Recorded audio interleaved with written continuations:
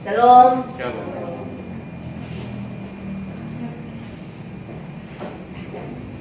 Saudara yang kasih, kita akan masuk dalam minggu ketiga ya, minggu ketiga ini di dalam bulan Januari. Waktu begitu cepat berlalu.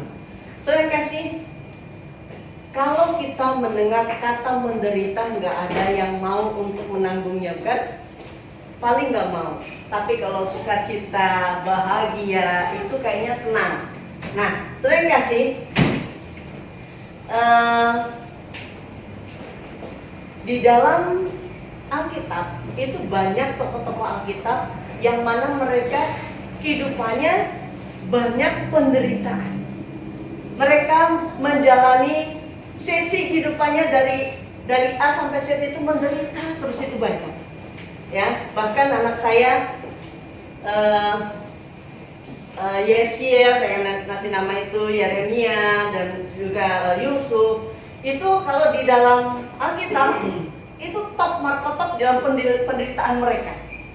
Tapi yang menjadi satu contoh atau teladan, mereka tetap bertahan sampai akhir dan mereka mempunyai satu bobot rohani yang begitu luar biasa di hadapan Tuhan, sehingga kemenangan demi kemenangan mereka raih. Semua karena mereka mau untuk mengenal Tuhan mereka dengan benar, sehingga di dalam masa-masa kesukaran mereka tetap setia kepada Tuhan. Mereka tidak langsung mundur atau kecewa karena kok mengiring Tuhan, melayani Tuhan dengan sungguh-sungguh, bukannya semakin enak kok semakin menderita. Enggak seperti itu.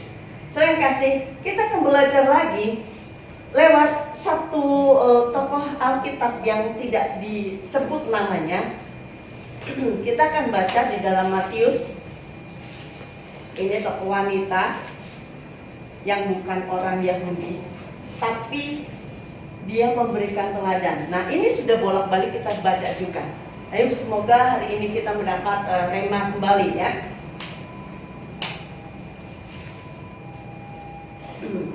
Di dalam Matius pasal 15 ayat 21 sampai 28. Kita akan baca sama-sama.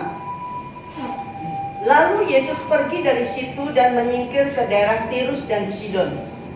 Maka datanglah seorang perempuan Kanaan dari daerah itu dan berseru, "Kasihanilah aku ya Tuhan, anak Daud, karena anak perempuanku kerasukan setan dan sangat menderita."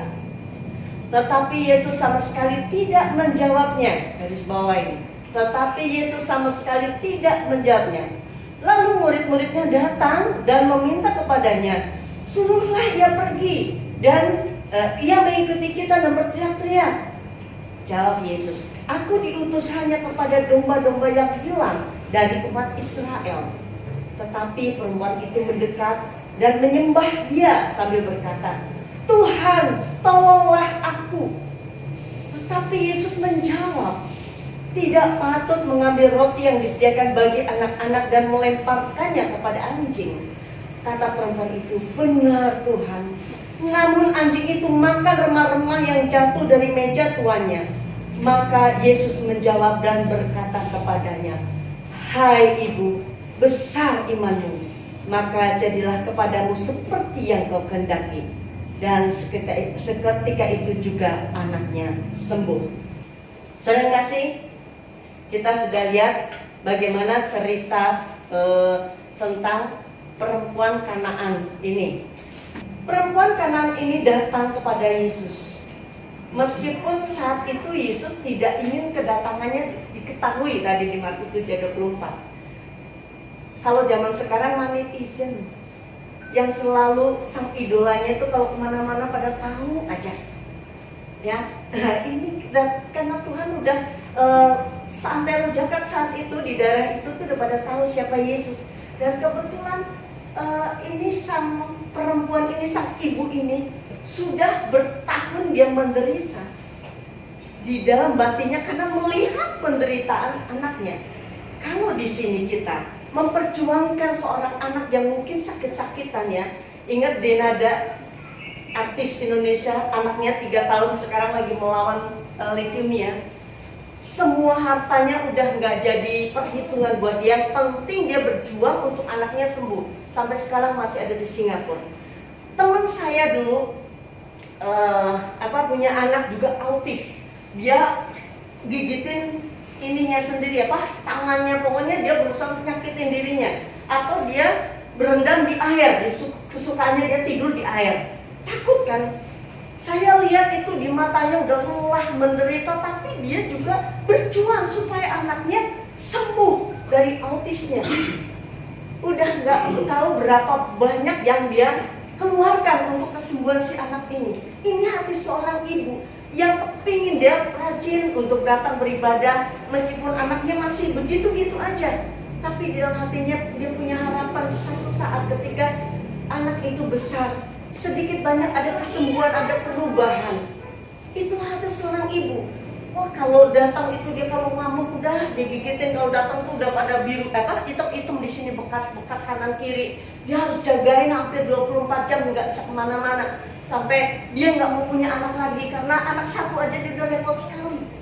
Saya kasih begitu menderitanya hati seorang ibu ketika dia lihat anaknya itu menderita. Dikatakan di ayat berapa ini?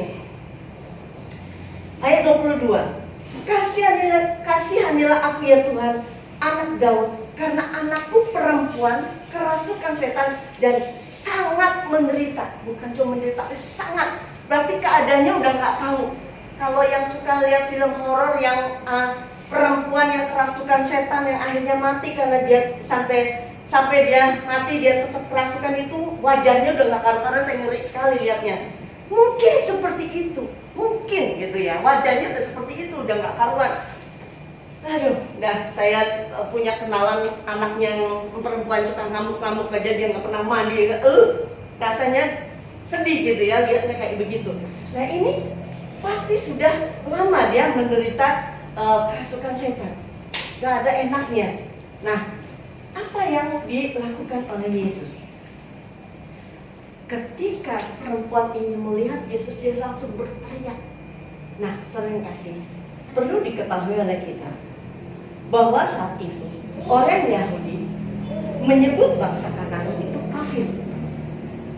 Dan di dalam budaya mereka ada suatu kepercayaan bahwa mereka menyembah salah satu dewa anjing, di mana mereka percaya anjing itu bisa menyembuhkan. Ya, kalau kita lihat secara umum aja, saya juga pernah punya anjing, kalau luka suka saya kasih untuk dijilati. Adik saya juga pernah sampai sembuh. Nah, itu kenyataannya memang seperti itu. Sehingga ada kuburan di sana, itu di Israel sana, di Kanaan itu, 1.500 anjing dikubur jadi satu.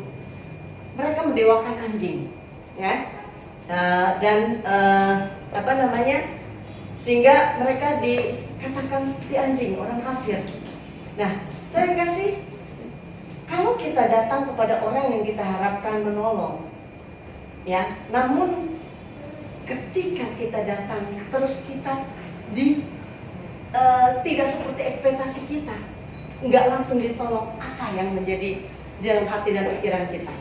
Saya kasih, di sini kita lihat bahwa perempuan ini memohon pada Tuhan dengan sangat bahwa anaknya butuh pertolongan dia karena kerasukan setan. Nah, ini adalah ujian iman bagi sang ibu, ya. Dan di dalam ayat berapa ini? 23. Di sini murid-muridnya justru bukan memberikan adem, ya, karena dia tahu Tuhan dikatakan tidak menjawab, tapi di sini malah murid-muridnya jadi penghalang. Kalau kerennya zaman sekarang mah seperti toksik gitu ya. Dia lapor kepada Tuhan bahwa dia suruh dia makan dari Kanaan, bangsa kafir. Kemudian dia berteriak-teriak, dan saat itu kepercayaan di dalam Yahudi bahwa perempuan nggak boleh bicara sembarangan sama rabi, ya. Dan Yesus itu adalah rabi buat mereka. Itu nggak layak sekali. Saya kasih, apa yang terjadi? kita lihat bahwa kita akan pelajari hati seorang ibu yang berjuang di dalam imannya di depan Tuhan. Sampai pada akhirnya nanti kita lihat apa yang Tuhan buat untuk perempuan ini. Nah, pertama saya belajar untuk tiga hal dalam perikop ini. Pertama, bagaimana sikap kita ketika seolah Tuhan tidak menjawab doa kita. Ayat 23. Tetapi Yesus sama sekali tidak menjawabnya. Udah berteriak-teriak, tergopoh-gopohnya berteriak, tapi Tuhan sama sekali tidak menjawabnya. Perempuan itu datang pada Tuhan berteriak memohon pertolongan, tapi Tuhan diam, tidak menjawab. Padahal ia ingin sekali segera mendapat jawaban dari Tuhan saat itu. Sebagai seorang ibu, sebagai yang melahirkan anak kandung, lihat menderita, dia berjuang keras. Apapun dia lakukan, rasa lelah, malu, atau apapun juga, harta, benda, semuanya tidak dia pusingkan. Yang penting saat itu dia mau anaknya sembuh. Saya kasih perempuan Kanaan seperti itu. Dalam diamnya Tuhan, apa sih yang terjadi? Tuhan sedang menguji hatinya. Karena Tuhan saat ini juga yang menguji hati kita. Nggak tahu prediksi tahun ini kalau beberapa nubuatan Bapak Tuhan sepertinya sama, bahwa akan ada hal-hal yang tidak baik terjadi.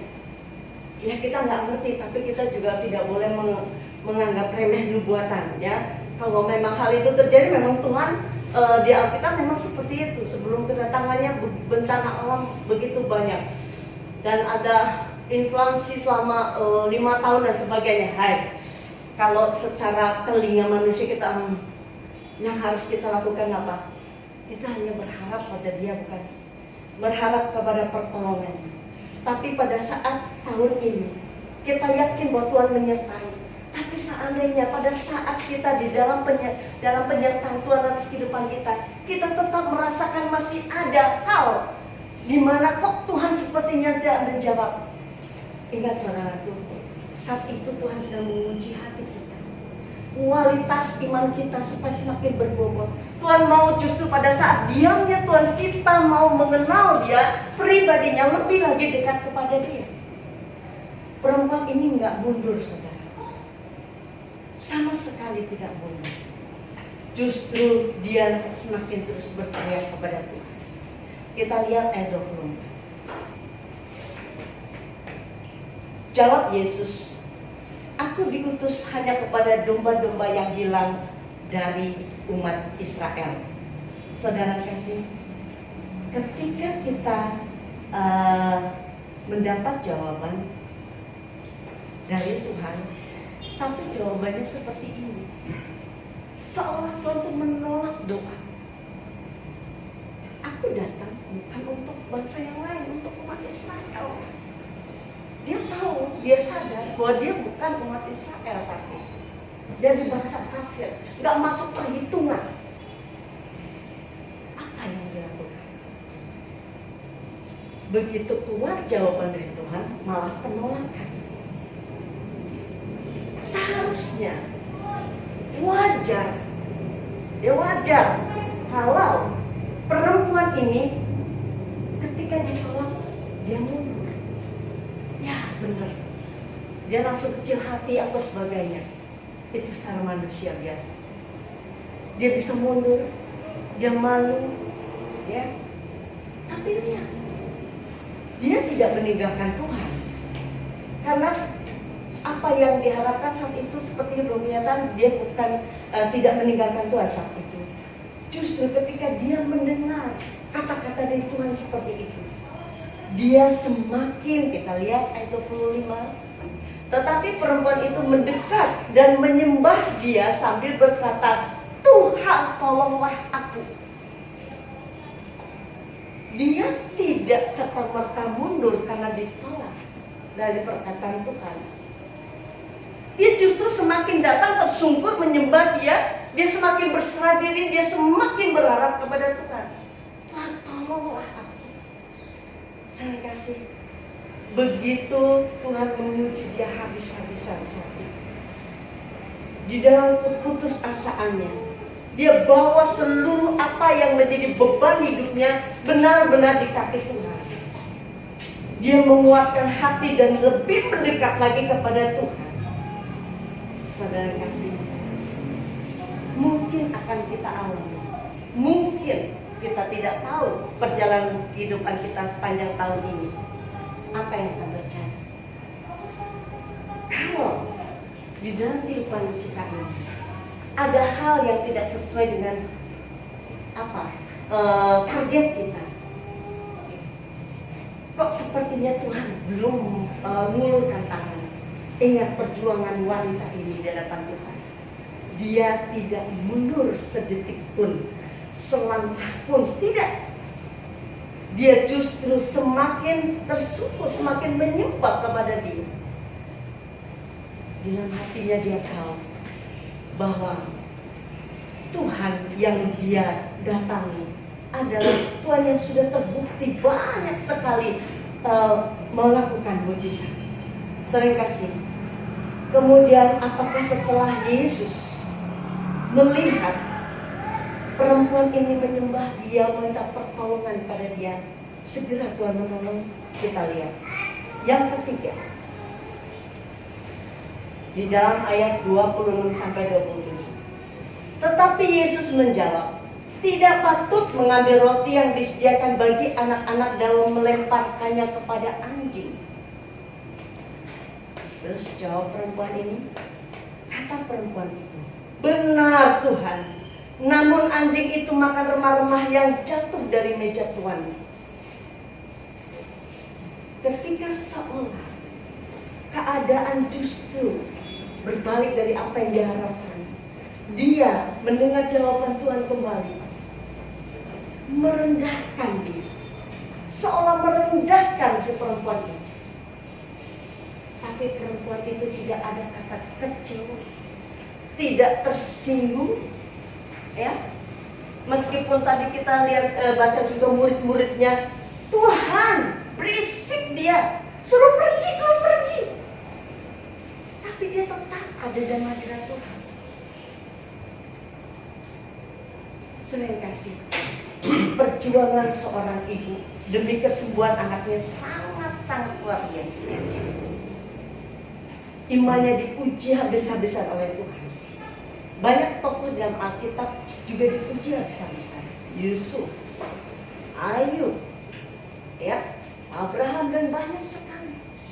Tapi mereka tetap fokus pada Tuhan, bukan kepada apa yang dihadapi.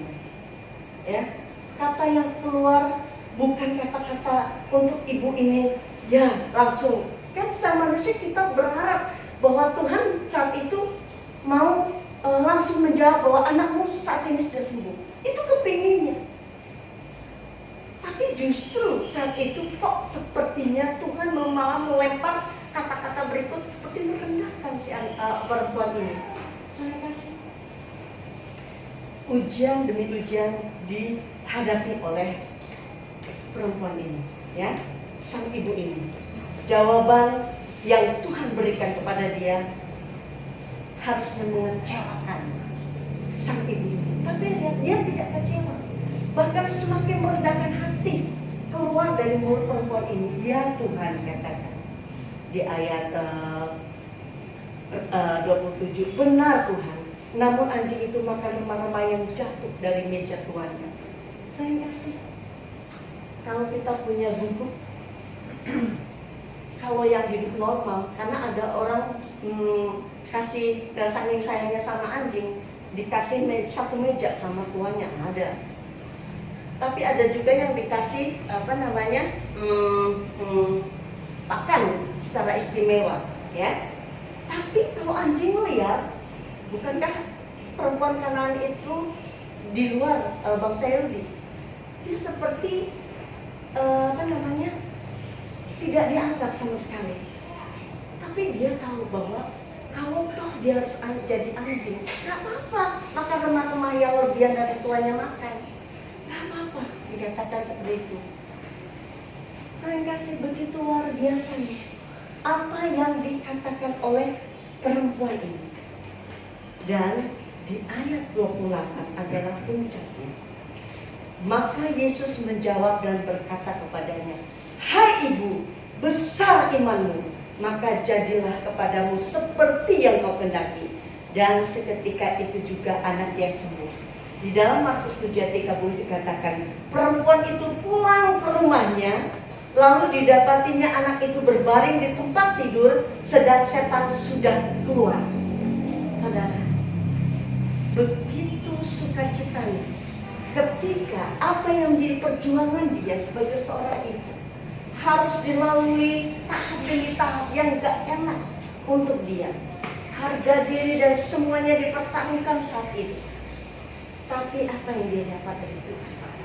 Pujian dan pertolongan. Mungkin secara manusia itu satu kebetulan, tapi di hadapan Tuhan. Dikatakan ceritakan di sini bahwa Tuhan nggak mau orang lain tahu kedatangannya di Kana. Tapi saya kok yakin Tuhan itu maha tahu siapa yang akan menemui dia, betul? Siapa yang bertemu dia saat itu Tuhan tuh tahu. Dan dia harus menolong orang itu. Cara Tuhan memang unik untuk menolong setiap umatnya. Tapi sekali lagi, Tuhan menguji hati kita masing-masing di hadapannya. Ujian kesetiaan kepada dia. Coba, kalau saat itu perempuan ini begitu kata-kata yang begitu menohok hati wanita ini, jawaban itu keluar. Dia bisa aja mundur, dia kecewa, dia meninggalkan Tuhan. Dan dia tidak dapat apa-apa. Tapi yang dilakukan perempuan ini tidak seperti itu. Jadi saudara kasih, benar, semua yang kita terima adalah kasih karunia Tuhan. Namun kita harus juga melalui perjuangan iman untuk supaya iman kita semakin hari semakin bertumbuh di hadapan Tuhan. Apabila di dalam perjalanan iman kita masing-masing mendapat pujian, seperti ketika kita mendapat penolakan dalam pekerjaan, dalam pergaulan atau apapun juga, kemudian kita sempat mungkin direndahkan oleh kata-kata, mungkin kita juga dipermalukan, padahal kita tidak berbuat salah. Ingat saudaraku, itu semua adalah ujian untuk kita semakin berbobot dalam nilai iman kita di hadapan Tuhan. Karena gak ada namanya sekolah tanpa ujian. Meskipun anak jenius, dia masuk kelas 1 loncat kelas 6, tetap aja gurunya melihat, gurunya menilai apakah ini benar layak untuk mulai loncat ke kelas 6. Dari kelas 6 nanti dia mungkin loncat lagi, tetap aja ada ujian meskipun dia jenius. Apalagi yang biasa aja standar, lewati ujian step by step terus, tapi akan terus naik di depan Tuhan. Sering kasih, janganlah kita kalau di dalam pelayanan juga mungkin tersinggung di antara pelayan, mungkin mengecewakan kata-katanya. Ingat, jangan kita langsung mundur, tetaplah setia, karena pengharapan dari Tuhan kepada Tuhan juga nggak pernah sia-sia. Sering kasih, Tuhan mau bahwa kita menemukan Tuhan di dalam setiap perjalanan kehidupan kita.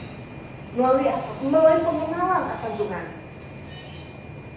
Tidak ada hal lain ketika kita mau setia kepada Tuhan, mendengar, membaca, merenungkan secara pribadi.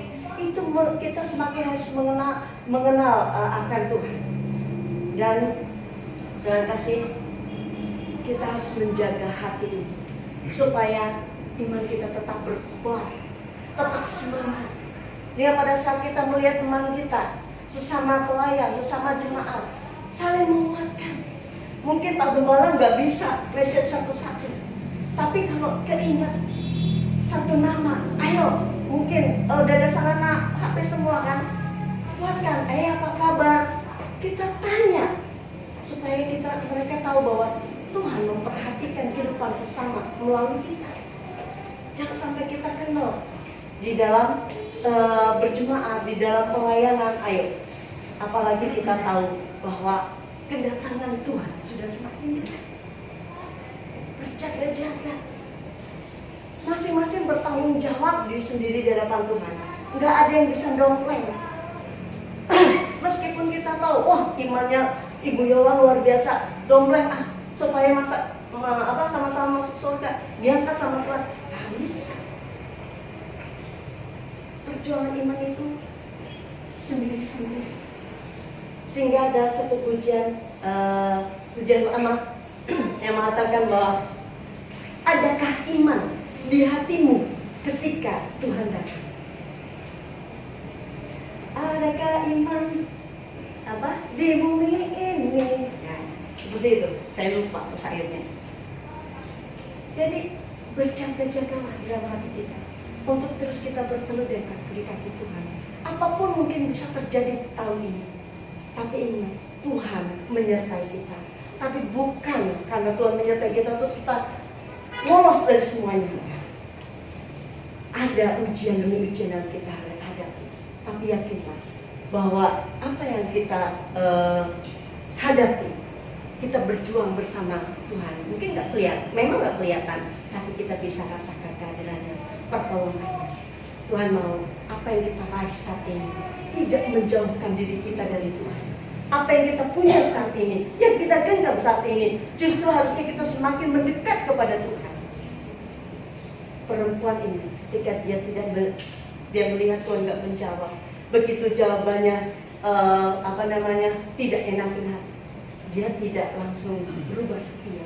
Dia tetap ada di dalam hadirat Tuhan sampai apa yang menjadi kerinduannya semua dijawab oleh Tuhan. Dan cuma satu kelepasan Tuhan.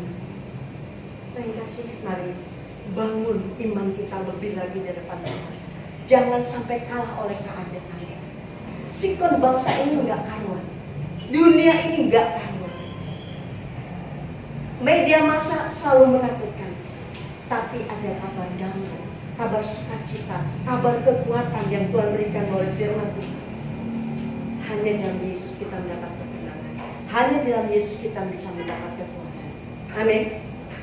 Ayo, sama-sama kita bersyukur kalau saat ini kita masih bisa duduk diam, ada kesempatan untuk kita beribadah. Saya kasih bagi ayat selanjutnya kita akan lihat di dalam 1 Petrus 6 ayat 6 1 Petrus 1 ayat 6 sampai 7. Ini sebagai ayat penutup. Kita akan baca sama-sama 1 Petrus 1 ayat 6 sampai 7. Sudah? Ya semua? Kita baca sama-sama 1, 3. Bergembiralah akan hal itu, sekalipun sekarang ini kamu seketika harus berduka cita oleh berbagai-bagai pencobaan. Maksud semuanya itu ialah untuk membuktikan kemuliaan imanmu yang jauh lebih tinggi nilainya daripada emas yang fana, yang diuji kemuliaannya dengan api, sehingga kamu memperoleh puji-pujian dan kemuliaan dan kehormatan pada hari Yesus Kristus menyatakan dirinya. Amin. Kiranya firman Tuhan yang tidak panjang lebar menjadi berkat dan kekuatan untuk kita. Pelajari lagi di rumah, baca lagi. Pasti ada sesuatu hal yang lain yang Tuhan akan bicara kepada kita masing-masing pribadi. Amin.